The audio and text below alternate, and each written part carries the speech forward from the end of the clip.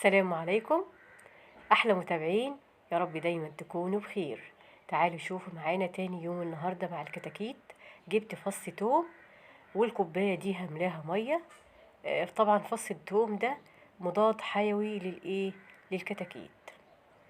فطبعا هنضرب الفص التوم او ههرسه زي ما انتوا شايفين كده، وهملى الكوبايه دي واروح مقلبه كده في الميه، وبعد كده احطهم فين؟ في السقايه. ادي السقايه معايا اهو معايا.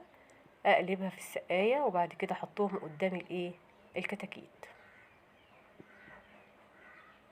ده طبعا التوم ده مضاد حيوي، وبيدي طبعا مناعه للكتكوت، بيخليه ياكل وبتخلي جسمه زي الفل. ومعانا هنا معلقه من القرنفل المطحون، طحناه في الخلاط. طبعا القرنفل ده بيفتح الشهيه بتاعه الكتكوت، وبتخليه يسحب في العلف.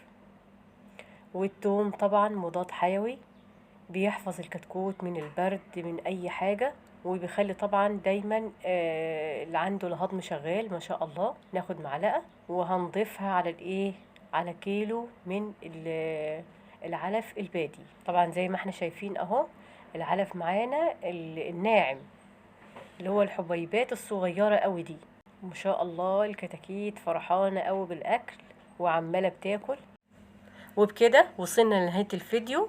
ان شاء الله نشوفكم على خير، مع السلامة.